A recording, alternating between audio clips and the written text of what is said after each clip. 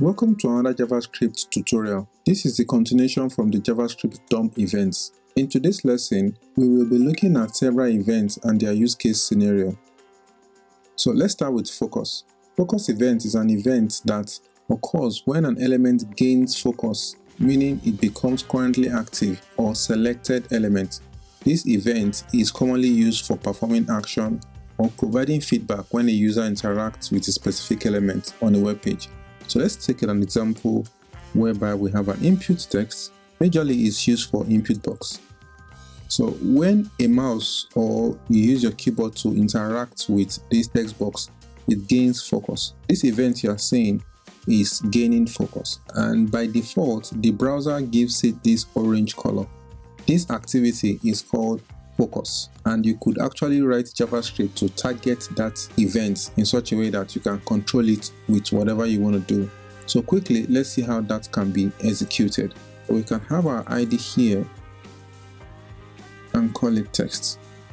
We could do txt is equal to document.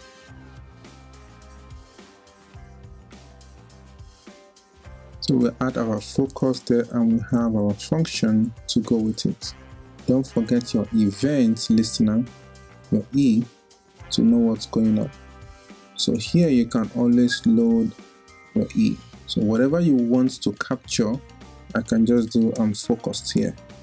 So you can write any JavaScript code here to make sure that your code executes whenever it's being focused on. So let's check out our result there. So immediately we focus on it, you can see that it's saying I'm focused. So if you want to write a custom script, you could actually do your custom script there. The next thing we have is the blur event. The blur event is an event that occurs when an element loses focus. So you can see this is like an opposite of focus. The opposite of focus is called blur. In web development, a blur event is an event that occurs when an element loses focus. Focus refers to the state of interactive elements such as input field or button. When an element loses focus, it means that the user has moved away from that element, typically by clicking or by using your keyboard or a tab function to move away from that section. And what are the things you want to do when you are moving away? Most of the time is that maybe when you finish typing something here and you move away, there are things that you want the system to do, maybe to validate what has been captured in the text box. So this is a very good way to validate input when you move away from a box. You can also do auto saving. You want to automatically save what the user has done, or you want to give the user feedback that you actually captured that information. So let's go ahead and see how we go with that.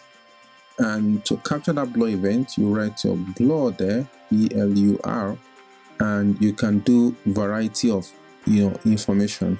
And majorly what you do is validate. You can either validate your input, or you do auto saving, or you check. You might have seen this in a couple of times when you're trying to register your username and you put a username there. The system will kind of put a rolling animation to do kind of checking. Then once it's seen that the value checks out, it's either it tells you that you have a go, or it says no, you can't go. And that we talk to the next thing we'll be talking about, which is API, how to use the REST API to talk to the server. That's Ajax. We'll get to that section and you'll see how we're gonna make all these things interact with each other. So that's your blur there. If we check this and let's see if this is working. So by default, if it's gained focus, you can see that I say I'm focused. When you go out of it, it says it's validating, that is lost focus, or more so, you can call it blur. The next event we want to look at now is mouse enter. We have several events that has to do with mouse, but we'll take them one after the other. So mouse enter is when your mouse enters the element, and as you can see, what is on our page is full of HTML elements. This is your HTML element, your head, title, meta, link, head. Your head element is not accessible by your mouse, as it is. Our mouse can access the body of our document and also the HTML document. So what we're about to do now is to experiment how does the mouse event works. Immediately you take your mouse over this document, this white space now, once you take your mouse over it, it's actually doing quite a lot. There are a lot of events that is happening as my mouse is hovering on this white space. And those events are mouse enter, mouse out, mouse over. There's quite like 6 of them, and I'm going to take few of them. The rest of them is going to be an assignment for you to figure them out, and this will allow you to do some practice by yourself as well. But let's start with mouse enter and see how it works. I want to attach the ID to the document. Look at this. I want to attach it to the HTML document. We've been using the content here to create what we want to do. We've been using this site. You can also have your ID attached to the entire HTML document handle. So I'll call this document DOC, and the idea is that I want my mouse to capture from the top to the bottom. So this HTML allows me to do that. And then I want to have a box inside here. I've already styled my box to look this way. So what I want to do is I want to control my mouse. As my mouse is going over this system, I want to show you how it works. So once my mouse is on this HTML document, I want to log the information on the console. Let's go to our JavaScript. So these are our HTML documents, and we are saying HTML. So let's call it HTML here. Then I can do HTML. So let's move on.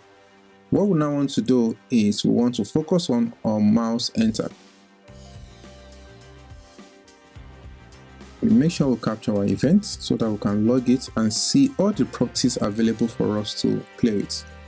So we'll do our console log, and then we print out our outputs. And this is on purpose so that you see what's going on.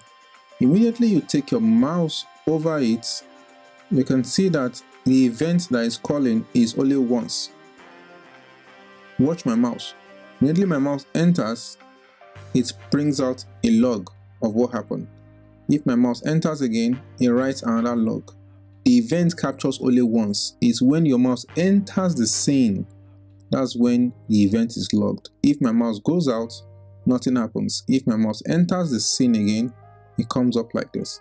So let's log that as mouse enter. So that's how mouse enter works. Immediately your mouse enters the space that you are capturing, because we are looking at the entire document. We want to make sure that when our mouse enters the entire document, it should log that. It should log that event. That's why we have our mouse enter there. Let's look at mouse move. Mouse move is when your mouse is moving over the elements. So let's document that, mouse move. So when your mouse is moving over, let's see what happens to the elements. So you can see that on the bottom, you can see the number changing rapidly. And this is because my mouse is moving and the event is reporting my current mouse events. What is happening to my mouse, the location. Take something into consideration. You can see the screen X, screen Y, client Y, and client X. This is the position of my mouse as my mouse is moving around the screen. So this is very important because the event that we're capturing is mouse move, and you will see the application of this. How can this be applied on your screen? It depends on how, the kind of application you are building. So, but I'll just give you a use case scenario. Let's say we want to control this box here. We want the box to follow our mouse around. We can actually code that into the system. So how can we do that?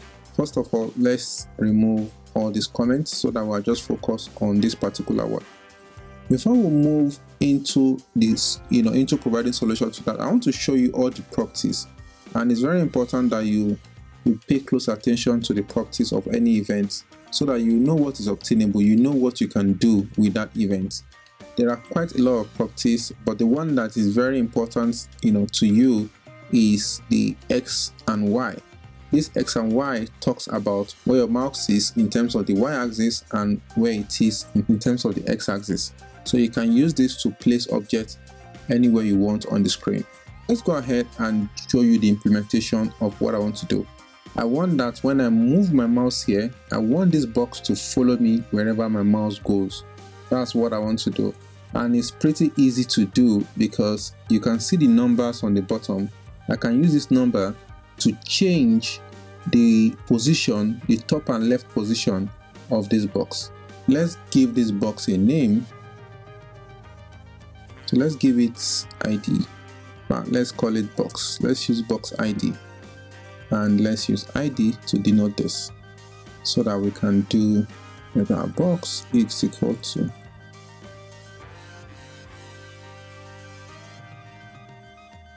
so that we can then do box dot.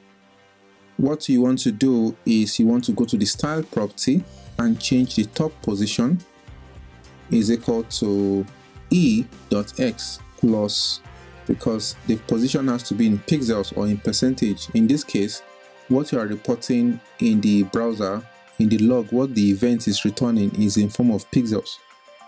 So the next one we also have to do is to also specify the left, and the left is denoted by y-axis. I think x is one of them is x or y, so we'll correct that if we didn't get it in the first run. So let's try. So we have to change that. So what is happening here is that the y is supposed to be, in the left. We are supposed to switch this to the other part. So if we switch this, and let's try it again. So you can see that your mouse is moving wherever you move with it, and this is possible because we are checking the event that is happening on the event listener on the document body. That's the HTML document, which is here. We are making sure that we are listening to when the mouse is moving. When the mouse is moving, change the position of the box, top and left, and assign the y and x axis to the top and to the left. That is the basic simple thing we are doing, and it's working pretty well. The next event we want to look at is the wheel event on wheel, and the wheel is actually used to scroll on your document. That is what I'm using to scroll right now. You use the wheel to scroll. You can actually monitor the wheel event as well and decide on what you want to do. So let's go ahead and see how to implement the wheel event. So I'm going to still apply that wheel event to the HTML document. But in this case here, we'll write our wheel here. That is on wheel when you're using the wheel function. What do you want to happen when you're using the wheel function? First of all, let's log the information and see what are the event information that is applicable, that is available for us. So immediately I scroll, I just click a one scroll. I just did scroll once. I did it another time again. I have these two information. This information is loaded. We're going to drill down so that you can see all the info that we have and the parts you need to really focus on. So the part I'm focusing on is delta y. The delta y is it changes as you scroll, because you scroll upward. You can also scroll vertically, which is the x-axis. So you can scroll in y-axis and x-axis, but we're focused on the y-axis. So as your scroll changes, you can see that it changes to negative. If it changes as well, it can go to positive, depending on how fast you are scrolling or how slow you are scrolling. So we're going to do that. I'm going to do an example of that so that you see that the value is changing. That's the delta y value is changing. So you can see that is increasing. So, but if I change the scrolling, it changes to positive. If I change the alternating way, if I change it to the alternating position, it goes to negative. That's I'm scrolling upward, it goes to negative. If I'm scrolling downward, it goes to positive. So that denotes one is going up and one is coming down. So you could use that to detect if the user is requesting for an increment or a decrement. And you know what scrolling is for. That's the wheel event. You know what it's for. It's either you're using it to zoom, you're using it to increment something. So in this case, we're going to be using it to increment the size of this object, because this object is fixed at, by default, is fixed as 50 by 50. We want to create a scenario whereby this red box will just be increasing in size automatically.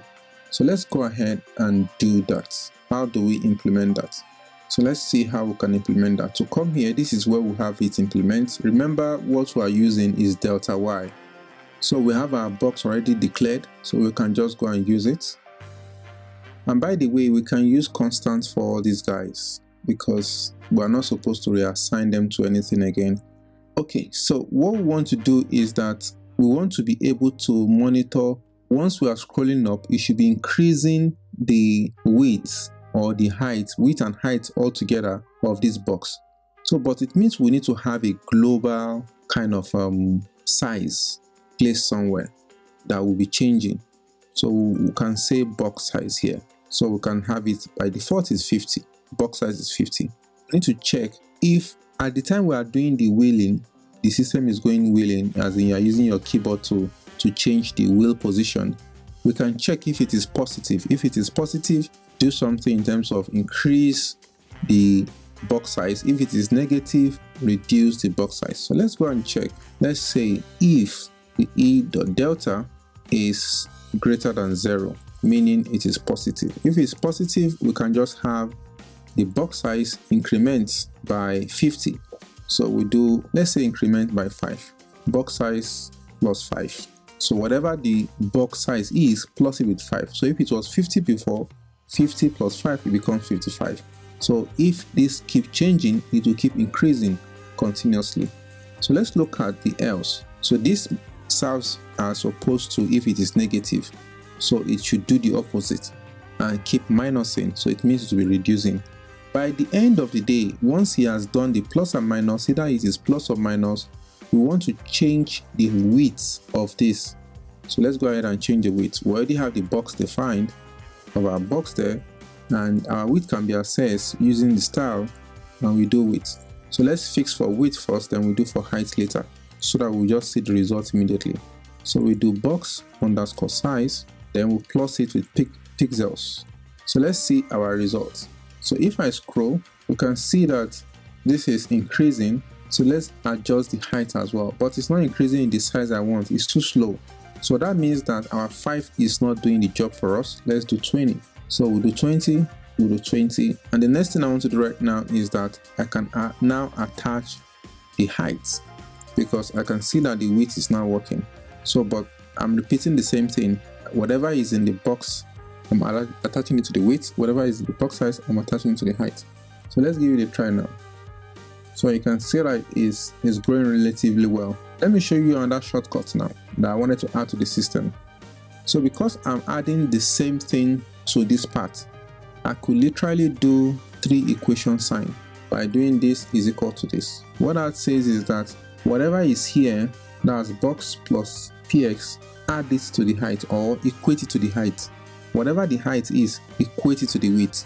So I'm doing 2 assignments in one line. So this is a shorthand.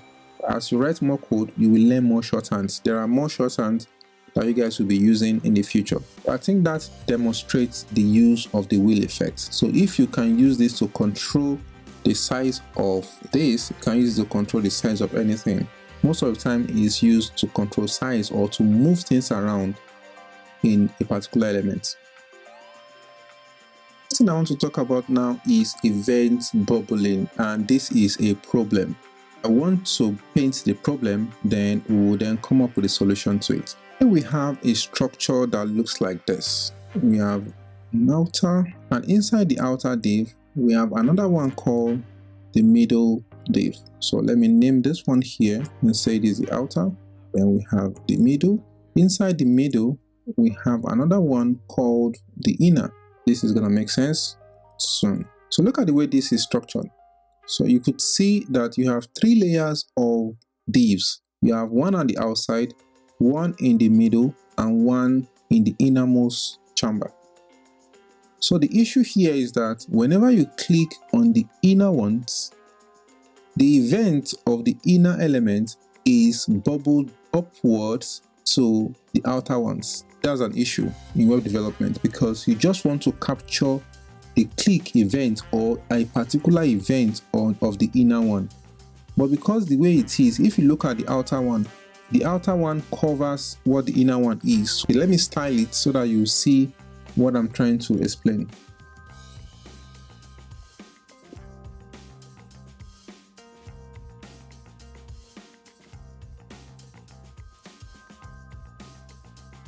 Having this structure now, you get to see that there's an outer div that has an inner div as well, which I call middle, and the middle has another div housing inside it. So whatever structure that you might have created, this can be a particular structure. What I'm trying to demonstrate here is how event works. Right now, we want to capture an event for the outer div here. So let's capture it and say,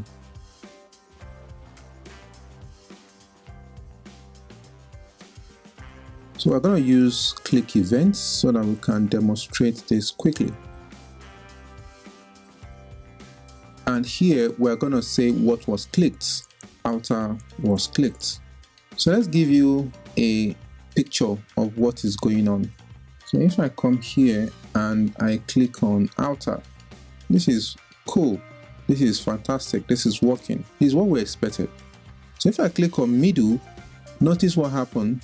If I click on middle, it's still saying outer was clicked. Why is that so? The reason why it's so is because if you look at the outer covers both middle and inner, meaning that your click penetrates through the middle and touches the outside. Yeah, that's the way web works, but there's a solution, so not to worry. I just want to paint the picture to you guys. Then the same thing occurs if you click on inner. So because the wrapper has an event, whenever you click something that is it's wrapped around, it's going to bubble upward to make sure that it works that. So what that means is that if inner has an event, it's going to call 2 events. If middle has an event, it's going to call 3 events. So we're going to create events for all of this, and you're going to see how to isolate all those events such that each element handles its own event without bubbling upward or propagating to other parts of the elements. So let's go ahead and create other parts of the document that has their own elements. So let's create events for middle and inner, and then let's see how to arrest that case. So I'm just going to use my math stuff here so that it's going to be giving me a unique view anytime I click. That one is better. I want it to be having a unique view. So if I didn't have my math here, it's going to be giving me something like this. So I want to do that math there so that it's going to be giving me a list so that you're going to see the difference as I'm clicking. You're going to be seeing the result out there. Let's go ahead and have for middle, and I will do the same thing for inner. So what we want to do right now is to create the same thing. We want to create the same events for these both guys so that each one of them have their own events.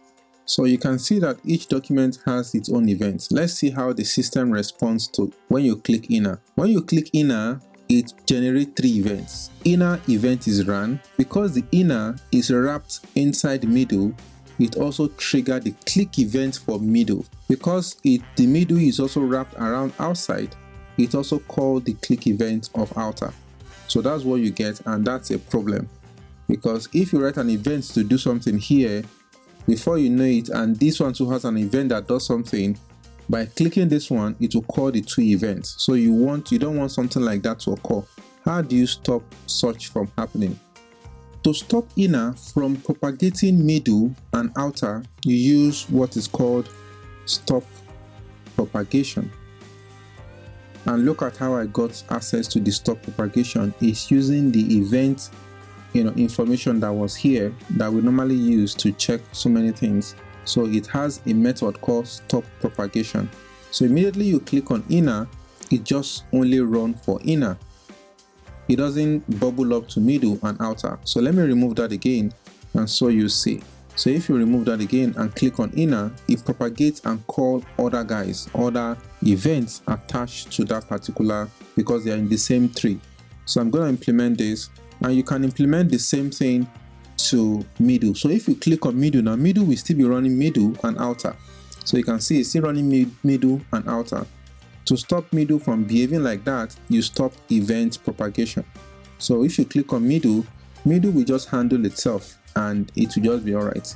By default, outer can only reach itself, so there's nothing that outer is calling, so you don't necessarily need to add for outer. The next thing I want to talk about is preventDefault. And what does that do? It prevents the default action of an event from occurring. Like if I right click here, this is what I see. It's possible that you don't want this default action to occur. Yeah, you've seen in a couple of sites where they don't allow you to right click to copy. So this is how they do that. So let's go ahead and see how that works. Right clicking on any element or any part of your page, what happens is called contextual menu. Whenever you right click, what you are doing is you are calling up the contextual menu of that element. There is something you call contextual menu. So you can attach it to any part of the document. So let's attach it to the whole HTML document, and by extension it attached to the whole page. So let's call this our HTML and go back and do the same here, so that way we can then add our new function, our event listener. This time around, what are we now listening to? We are listening to contextual menu. So I want it to, what do we want it to do? Let's make it send something to us. Let's say menu show. So let's give it a try.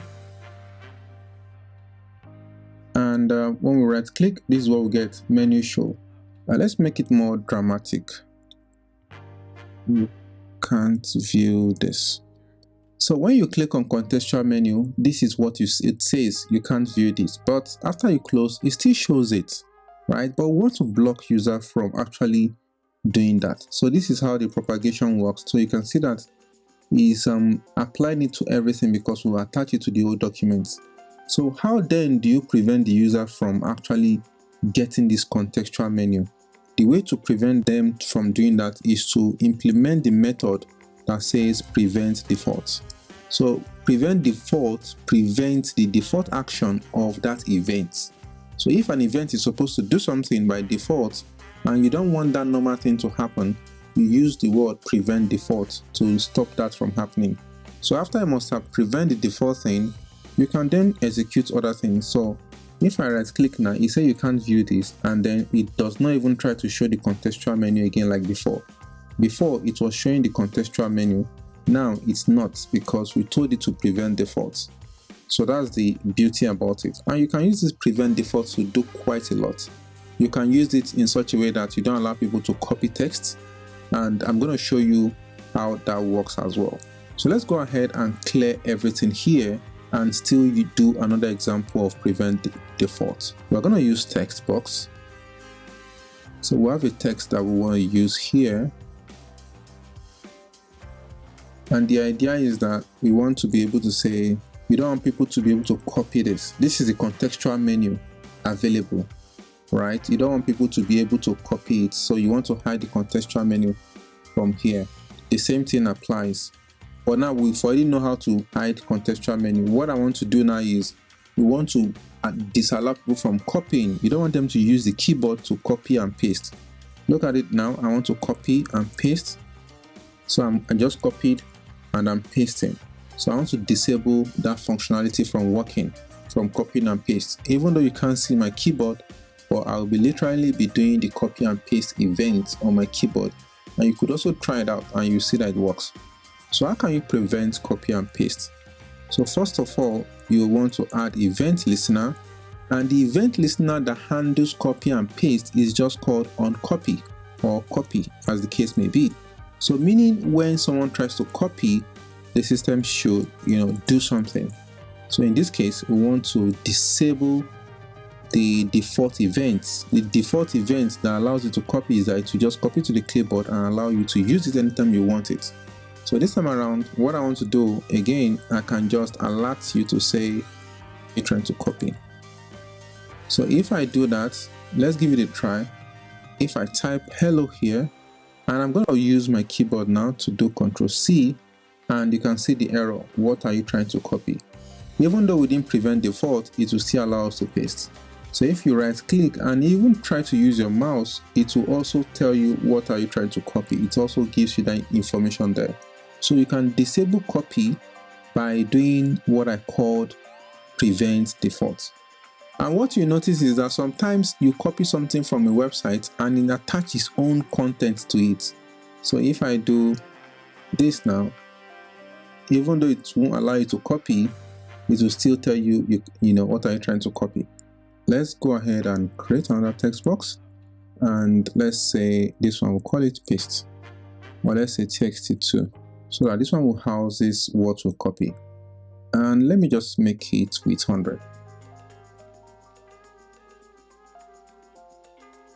So what we want to do right now is that you can get what you selected. You can actually get what you selected here by using a function called getSelection, documents.getSelection, because you can actually check what it is that you selected. So that is a new function, guys. Document.getSelections allow you to get the selected elements or selected text on the documents. So take note of that. What we want to do is that whatever we copy here, it should put it in our clipboard in such a way that whenever we paste anywhere else, we should change the format of what we have. So let's go ahead and save our selection. I want to save my selection to be document.getSelection. I told you about getSelection. What getSelection does is that whatever you selected, it will get it for you. And we want to convert it to a string. After converting it to a string, you can then decide what to do with it. In this case, let's just turn it to uppercase. Let's not go for something, let's not do something too complex. Let's turn whatever thing that we've selected to uppercase, and that's what we are going to paste into the clipboard property so that it can be useful to any other person that wants to use it.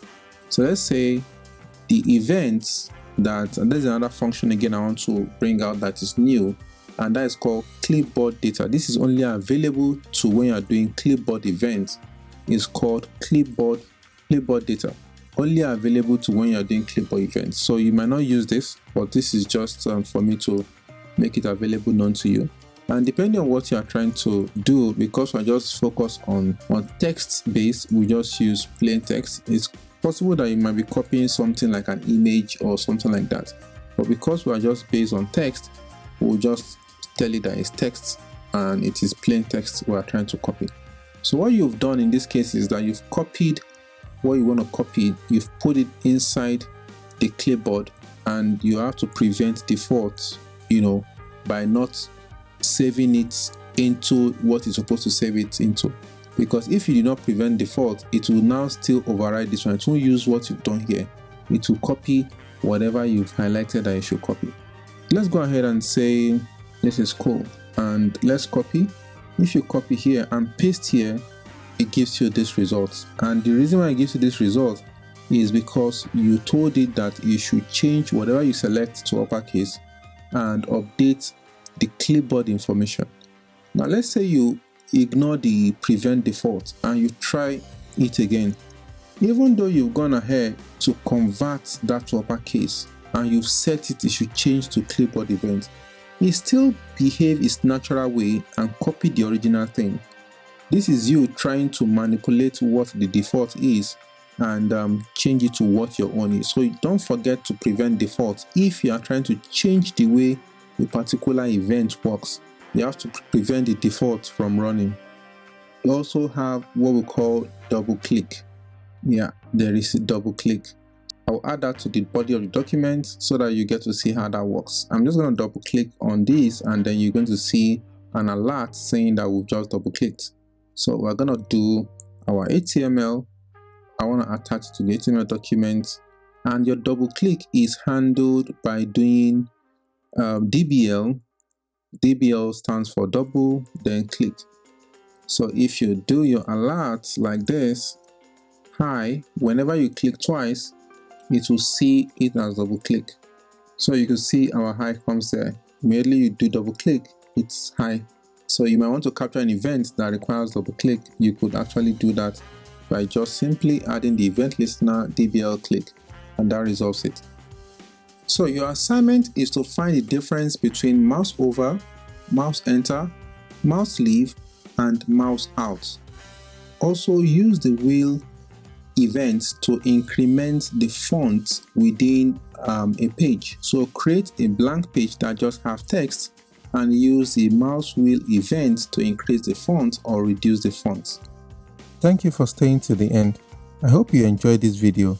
Don't forget to like, share, subscribe, and turn on bell notification in order to be notified when we release new videos. See you in the next one.